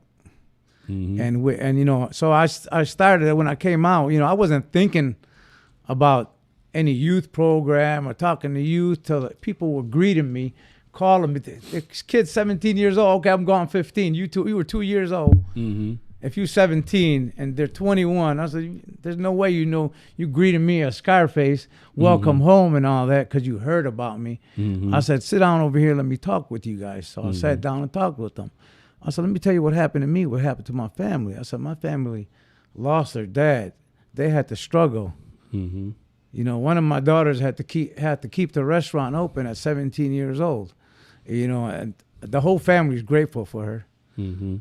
you know, because everything she's done, you know, to right now, you know, she still has some resentment toward me. Yeah, I mean, you've seen that, you know, she's, you know, but I know it's all love, you know, and my family, you know, we're close knit, and they grew up tight, even though they had different mothers. I mean, that's something you don't really see, and especially as they held each other together. You know what I mean? And they stood by each other, and they came and visited all the time. Come on, they sent me out to California, man. I was about to say, in the They Feds, sent you me go out all to around California. the They sent me to Manchester, Kentucky, and then I went to Minnesota. So they were coming. They were coming to visit. Wow. So the family held it down, and you know, it just when these kids are saying this, I told them this is what happened to my family. You know, this is what I lost. You know what it is to be in that life. You lose your life in prison because you don't have no rights in there. You are nobody in there. You are a number. And you know, and I'm explaining this to them. So all that gangster shit missed me with that. You know, Scarface was buried in 2006, and one of the kids was making a joke of, son, this happened. I said, listen, let me tell you something, son. Don't think he can't rise from the dead. I'm telling you, he's dead. Leave him where he's at. You know what I mean? Yeah. I said, because I don't want to be that guy no more. And you know what? There's always somebody badder than you, better than you, quicker than you, and more sneakier than you. So then don't think you this big gangster. There's always somebody out there. There's always catch you slipping. Why do you think so many people, especially, you know, young people, that glorify that life? You know what I'm saying? Like, they look at you like, you know, especially in your community, bro, because, I mean, I've never, you know, known a lot of, like, Arabic communities where, you know, it was just filled with crime, you know. It seems like it is now. Like, the one place that I could say that is when I used to hang out over there on 7 Mile and John R. and Beirut with all the Chaldeans. It was like Southwest. That was our Chaldeans, era. And them boys, they was rocking Pellies, Tims. They had choppers on. I was like, damn, y'all just like us in Southwest. That was our era in the 80s. Chaldeans, you know. That was our era in the They 80s. owned everything on the strip, so they you know, all their family owned everything. They were posted up. I was just like, damn, you know what I mean? But most Arabic communities, you know what I'm saying, that I come from, you go to Dearborn, you go anywhere, and you just see community. Everybody's tight-knit. Everybody supports each other. Everybody, like... But I see that here, too, now. Remember at the last Southwest Fest? We talked about it. We said, man, I don't remember that they could everybody get together like this without a shooting. No, Southwest Fest is about to happen again soon. You remember that? And I loved it, man. Yeah, because before we couldn't even have a house party without somebody getting shot, jumped, beat up. And I was like, there was no way that we could have a successful event like this where everybody's just getting along. You know what I'm saying? Because back then, especially once everybody got drunk and high and, you know, everybody attempted to try to be, you know what I'm saying, decent, but... You know, everybody was warriors then, man. Yeah, because like you said, I was over there from 7 Mile. 7 in Van Dyke all the way down. But I always loved Southwest because I felt like I was in New York. I felt that love there the same way, the diversity there. And that's why I was there every day. It's like, man, where do you live? I said, man, I live around. I never said I lived on the east side because I just was like, I'm from Southwest. And that's it. Even in the joint, man. Yeah, I used to be over there in Southwest. So, I never say I lived there. I'd be over there. You know. What is there? How much of a difference is there between the biker lifestyle and just a regular street gang lifestyle? I think we got a better brotherhood. Okay. I think that we do. We just, you know, as far as our group. I don't know about other clubs because I read all kind of books on different biker clubs. I said, man, we didn't do this shit. You know, there was some nasty shit they fucking got in their bylaws and shit like that. I was like, man, we didn't do this. You know, there was some good dudes that just like to ride. You know, I mean, okay, some of us partied and did, and then we didn't take no shit. You got that and everything. That was like having a gang, you know, that part right there, but it wasn't a gang. They kept on wanting to title us a gang. And I fought the whole time, kept on filing motions. I said, man, we ain't a damn gang. And I kept on doing that. The highwaymen have always been a force to be reckoned with. You know, they've always had, you know, a strong foundation in Southwest Detroit. You know what I'm saying? Me personally, I used to build. I had good relationships with a lot of iron coffins, and they were just different because they were just greaser bikers. You know what I'm saying? They just loved to party, have a good time. They, you know, from what I knew, you know, they weren't ever into like the gangster shit and none of that. They used to come over to the clubhouse, and I knew that. You know what? The ones that really at the time, I mean, we got into it with the vigilantes and Liberty Riders. That was on our indictment. And now, you know, they're cool with them now. You know what I mean? But that was just a bar brawl over some other guy with a girl or some shit. And, you know, just everybody got involved with it. And, you know, just the main thing, I don't even know if it's still going on, because when we were in prison, we were all cool. All the bikers is cool. I saw the Hells Angels and the Outlaws in California and the Mongols. And with us. In the feds? Yeah. They together. were cool together. You know, we hang crazy. out. We hang out together. Crazy. Yeah, this is what I'm saying. It's the same mentality. Even like you're forced to be, it's like there's a truce in prison. And out here is the Highwaymen and Outlaws. I don't even know if that's still going on, because you know, and that's what they were for the Bay longest. City, right? The And let me Outlaws tell were you, Bay City. we got the Outlaws to come to my restaurant and our guys to talk, and we try to set up. Okay, this is what we don't have to hang out with each other. The feds is in my restaurant, taking pictures. In the restaurant, man, I didn't even see it. You know what I mean? I didn't have cameras at the time. But, you know, our same agent, he said I was there. You know, because he said, well, you guys are planning something. We were doing a truce. We just said that we greet each other. We ain't got to go to no parties with each other. I don't know what happened with that. I don't even know what they're still doing with them, or if they're cool or not. But we used to know dudes. And then when we were in the detention center, they're going to trial. They're just in the same position as us. They're from Indiana, from Chicago, outlaws. They were in the in Milan Detention Center. We was cool with them. You know our guys with them and all in every joint. The last I think festival I seen at Hart Plaza, you know, the last of it, I remember everybody's like, man, be on point, bro. You know what I'm saying? There was like the Outlaws supposed to be showing up, the Highwaymen showing up. You know, they beefing right now, so they probably going to go at it. So like all the street gangs was on alert because everybody was aware of that war. And I guess it was supposed to, you know, go down at Hart Plaza. You know what I'm saying? And so everybody went, you know what I'm saying? Of course, to, you know, either support or speculate or whatever it may be. Or spectate, I mean. And, you know, so it just, you know, that shit was deep, bro. You know, even the gangs in Southwest, it was brutal, bro. You know what I mean? I know a lot of times they talk about the youth today in the streets and how people are wild, but I'm like, man, you better think about the shit we did. We was burning houses down, shooting shit up, houses. I mean, everything, bro. All that ugly ass shit. And that's what we're trying to get to the youth now. We went from a residential jungle to a concrete jungle. You know, there was no difference. You know, only now you gotta, you know, be around everybody, people from different cities, different states, different gangs, you know, all that type of shit. But, you know, for me, it just enhanced my, you know, my culture skills, my communication skills, you know what I mean? That's what we want to use those skills on the youth today, to let them know that. And that's why I started Steps to Change. Yes. And, you know, remember Mother's Day, what happened in Melvindale? Yes. So I feel, I'm saying that's part of Southwest. I hate that I couldn't make it to that, bro. And you know, I know, but you're always welcome, man. You're a part of Steps to Change. No you know, and I'm a bro. part of DHDC anytime For you sure. need me, man. And especially the youth. And now you're part of the El Nino podcast. You too. got it anytime, man. And you know what? I need Pancho Villa up here somewhere. We're gonna have to sponsor. We got this wall right We're gonna have here. to sponsor you or something. Yeah. Let me blow up, man. So we started Steps to Change, and we got into Melvindale High after that. They had on what was that, Sunday, on Mother's Day, a shooting. I mean, no one died, but there was just a fight amongst friends, Mexicans and Yemeni kids. And that's why I called you. I said, man, let's go in. Show them the unity. So bad. Show them the unity. I took Kevin Rose, Andre Lundy, and I needed you because we had a black, white, a Yemeni. I had a mandatory and training that day, and I could not miss it, bro. And you know what? We got into that school. We thought, let me tell you, these kids, something else, man. They walked past us making jokes. We don't want to go in the Army.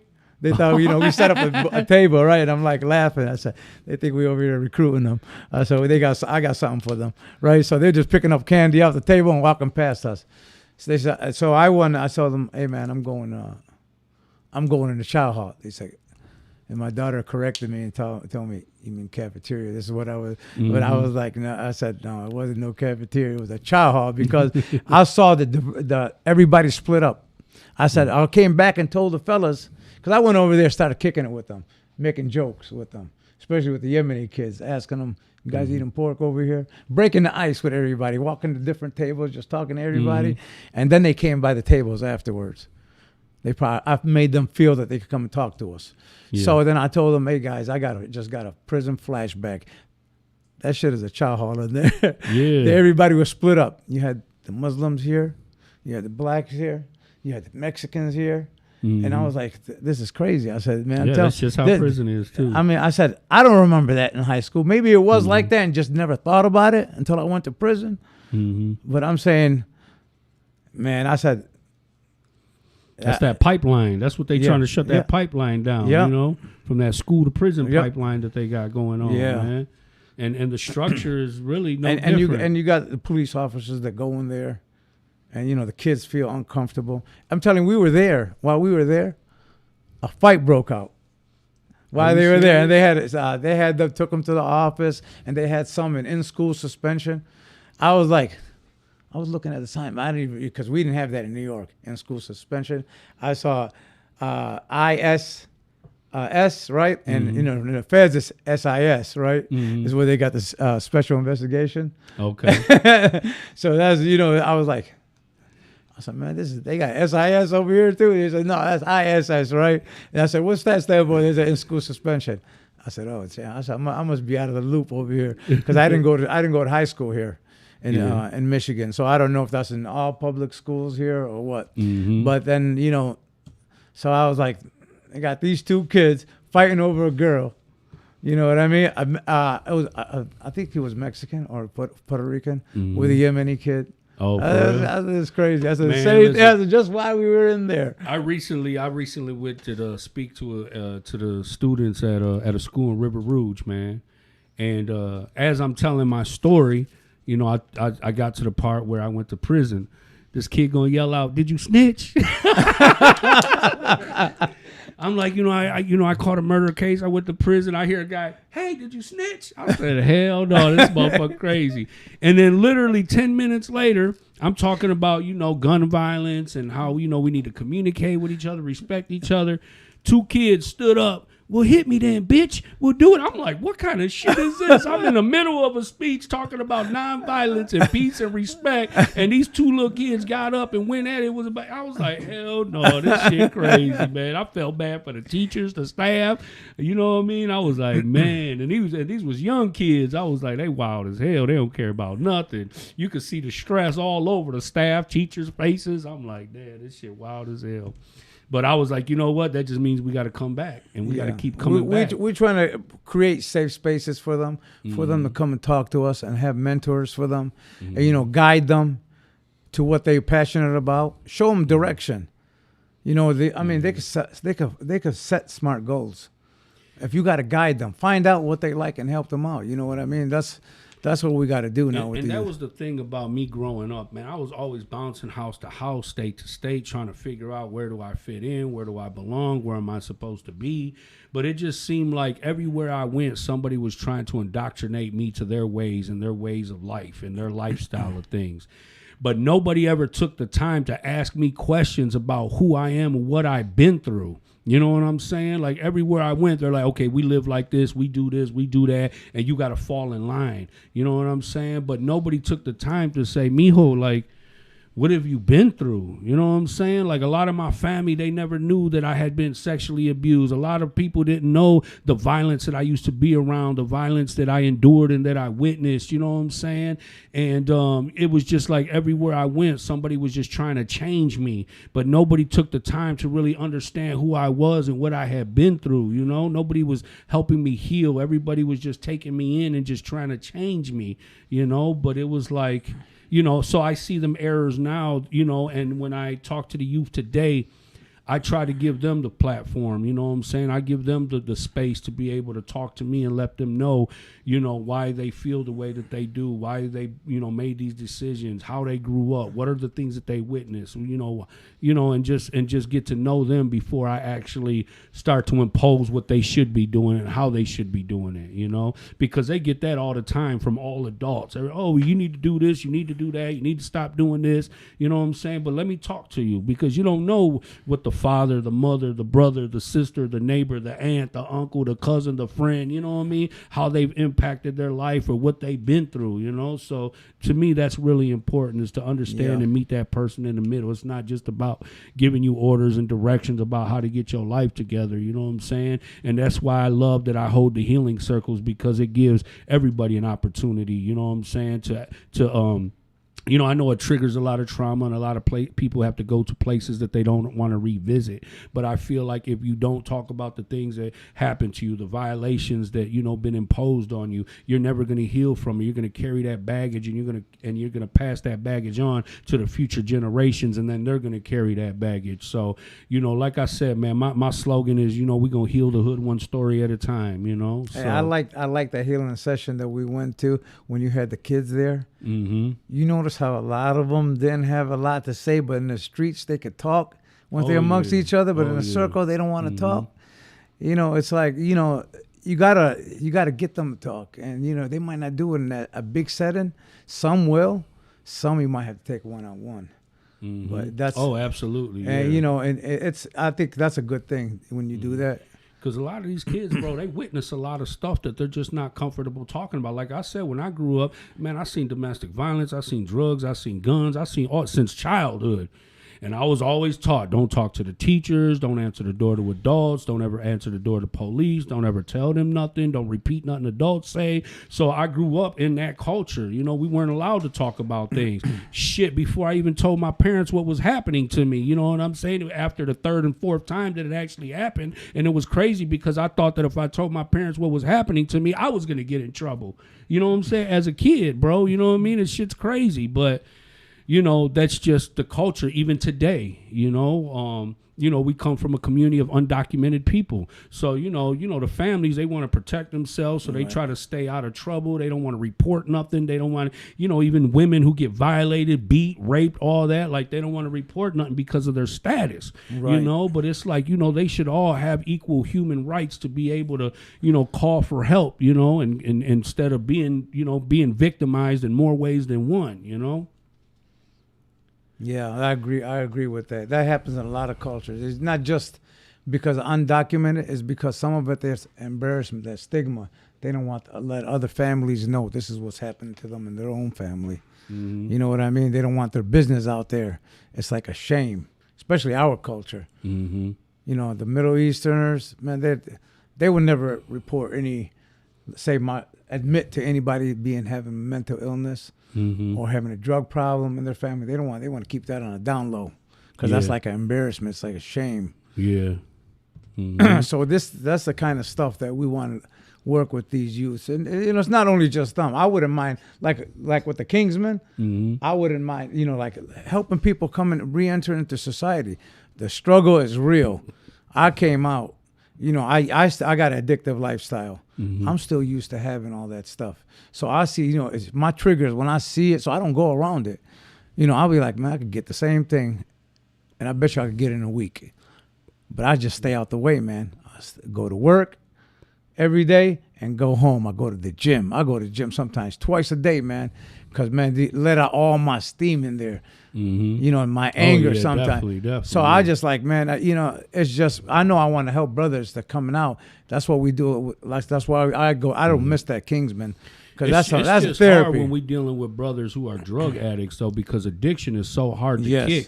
You know, even brothers who mean well and you know, they want to do the right thing, but, you know, they just battle with them addictive demons, man. You know, they come out here, they start out good. You know, shit gets difficult. You know, doors get slammed, windows get closed. They start hearing no. They get discouraged. They give up. You know, they get distressed, you know, and then they go back to what they know. And, you know, that's one of my biggest challenges when it comes to helping brothers, or sisters who get out the prison system. And, I want to, be a living example that change is possible, that things can be done, because I know society looked at me like I was the scum of the earth. I was one of the worst of the worst, but, once I found myself and built a relationship with God, I was, and then just my spirit, I learned so much about myself and my purpose, and I just wanted to be able to live a purposeful life and walk and live with meaning, Spirituality is a very big thing, part of my life now, because I haven't missed prayers ever since I got locked up. People do that while they're locked up, and they say, "Oh, these are prison. Oh, that's prison stuff." I've been out 21 months now. I haven't missed my prayers. I still fast and do all that, and I'm still try to do the best I can. I'm not saying I'm perfect, and no one perfect. I don't want nobody faking. Like they say, God gives and God takes away, bro. You know what I'm saying? You supposed to do 37 years, bro. You got out in 15. I made that promise. You let me out of here. That's it was brought like people like on one of that. I don't know if you were on that session. One of the brothers brought up. He goes 0 to prison. Real quick. Yeah, real quick. Yeah, and that that happens a lot, man. Listen, a brother of mine, bro, he just did 23 years. Good brother, man. And he hooked up with a woman. She had some, things tied to her, and before you knew it, shit was on his front porch, bro, and he dealt with it the only way he knew how, because we're protectors, we're men, we're protectors, we take pride in that, we protect our home, we protect our family. And he got into a bad situation with a gun involved, and and this, that, and the other, and I mean, shit could have went all the way bad for this brother. And he's such a good brother. He been taking his time with life and just trying to live his best life. He went in young and did 23 years, came home trying to build his life, and then life is just full of challenges and obstacles, especially when you're dealing with people. And then they push you to that limit where you're like, man, you gonna make me show my teeth. I'm trying to be humble. I'm trying to be trying to live free and change and transition into a whole new lifestyle. And then you got people who just, they bring out the worst in you, bro. You know what I'm saying? And I told my wife, I pray that I never had to go down that route, because I know what I'm made of. And I don't want to be that, because I don't know how to stop. You know what I mean? I don't know how to fucking stop. And so that's why I'm humble, and that's why I let shit roll off my back. I don't care. I look at myself as a giant, and as a giant, you got to let all the little shit fall where it goes. Right. You know what I mean? You can't be a giant and be a critical thinker and let everything affect you and impact you in a mental way or an emotional way, because you just become life's puppet. You go in the direction that people send you in. They can say and do anything to you to control you and get a response out of you. You know what I'm saying? So I walk like a giant. I let the little shit be what it's gonna be, bro. You know what I mean? Because I got goals now. I know how to dream. I know how to hustle. I know how to work. I'm on a mission. I want to live a life that I never lived before. I want a slingshot. I want a nice house. I want a nice truck. I want a nice car. We're doing this together, brother. Let's get it, bro. And I ain't got to kill nobody to do it. Exactly. I ain't got to rob nobody to do it. It'll come. I don't have it's patience. I never believed in getting ahead at the expense of others, So I just feel like God got a plan for me, and I'm gonna keep diligent on that path, bro. My God, man, I got so much love for you, boy. Love you, man. We've been rocking, man, since you've been home, man. You know what I'm saying? And it's like people are different, when they're in prison, and then when they come out here, like. I've seen guys that were solid as hell in prison, and then when they get out here, bro, they just fall victim to all the all the temptation that's out here, from women's to drugs to money to this, that, possessions, all that type of shit, bro. And you're like, damn, man. In prison, there's accountability. And out here, that's when you really see the true form, where people allow their weaknesses to overcome them. And there it's all about strength, dominance, focus, intelligence, all that type of shit. So you stand on that, you take pride on that. But, after a while, you start seeing shit in people that you didn't see in there, And you got to learn how to build them boundaries, man, and protect yourself. It's frustrating, protect but it your has peace. to be done.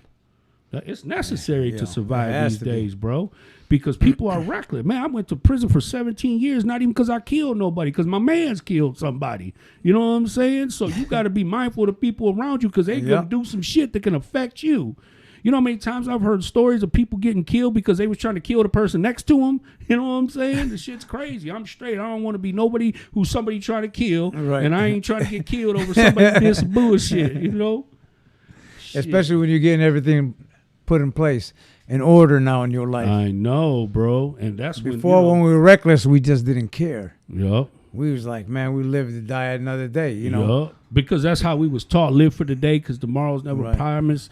Eye for an eye, tooth for a tooth, fight fire with fire. Right. You know, nobody thought about, goals or know the future. Everything was about survival, man. And only the strong survive. And at that age, at a young age, you in a gang, you got a gun, you feel like, you got your pride, your ego. So you feel like, you just anything goes. You feel like you don't have nothing to lose, or loyalty is the number one thing in your life, and you make a commitment to a gang and you're ready to kill for it, you're ready to die for it, you're ready to go to prison for it, and I knew what I was up against when I joined the gang, and a lot of people don't though, they get into it, they outgrow it, or they only want a certain part of it, you know what I'm saying, but don't want what comes with it, type shit, so. But that same love, that same loyalty that I had for the gangs in the streets, it's a gift, it's a blessing, but you just got to apply it to the right path and to the right people and to the right things. You know what I mean? I tell people who are in gangs and drug dealers, like, bro, you have intelligence, you have skills, but just apply it to something positive and you're going to get some good results. And I promise you this, they can't come take it away from you. That's that same energy. And that same leadership, you just apply it somewhere else to something positive, and it's going to go a longer way. Yup, definitely, brother. Yeah. Definitely. So what's the future look like for steps to change? We're trying to get into more schools and probably work with different communities because I don't want it to be just in one community. I would like it to be diverse. I want to hit all over. But right now, Southwest is my concentration, and I'm not limited to there because, I had, like recently at Pancho Villa's, Grissom Middle School, they heard about I was going to Melvindale, and they said, we need it here too. I said, we don't got no problem coming there. I didn't think the middle schoolers are leaders. That's where it starts. We got bad kids too. And I said, I don't have a problem coming there. I said, we'll talk about it. I gave them my information. We'll talk about it. Let me know in the fall. And there's nothing wrong with catching them ahead of time. A lot of times they want you to come talk to the kids after they done tore some shit up. You know what I'm saying? To me, it's about pre-prevention. You know what I'm saying? Let me talk to you first. So the principal made sense when she said that because they brought all their A students. And I mean, these kids were so nice that one of the kids raised their hand, can I go to the bathroom? I said, this is a restaurant. You ain't got to ask nobody to go to the bathroom. Go to the bathroom. It was cute, too. You know what I mean? Yeah, they're no 13-year-olds. They're A students that came in. Yeah. And then I said, well, these kids don't need it. And then she said, no, we got some bad ones. Yeah, no doubt. Them the ones we need to wrap our arms around. Yeah. Man. It doesn't matter the community or whatever, but we got to be there. You call me, I'm there. Especially for the kids. No doubt, for sure, man. Let them know where they can find you, man. Let them know. They can get a hold of me on Steps to Change, Steps with a number 2 in the middle, and then _S2C. And I'm friends with Eladio on every platform he has, so you ain't hard to find that. Or you could go under my Instagram page, Arif.Nagi. Okay. And also I got, Facebook, Steve Nagi. We're still setting up the website for Steps to Change, and that should be up soon. We just slow rolling right now. We want to make sure we have the content to put on there, Where's your Pancho Villa's Mexican cuisine located at? 15 Mile and Ryan in Sterling Heights. Go check them out, man. You out the way, stop in, show some love, enjoy you a good meal. It'll be dope experience. Again, shout out to my man Edward Martell and his new law firm, hashtag Mr. Not Guilty. Shout out to Troy Galentine, my dog Flintstone. Much love to you, John Metallic. Appreciate the love, the support. LA Landscape, all my people. Listen, July 7th. It's a Friday. Do not miss it. The El Nino Podcast Summer Bash is going to be all the way live. Got a long list of performers, got a long list of dope vendors. We're going to have lowriders. You're going to be able to get a tattoo. You can get a piercing. You could probably buy a French bulldog. I mean, we're going to have everything there. We got Hibachi Me 313, Detroit Forever 313, and so on and so on. So please come through. It's going to be family friendly. Come on through. Show some love. Show some support. And again, man, go to YouTube. Hit that subscribe button for me, man. Much love to y'all. I'll see you next Monday. And shout out to my man, Brian.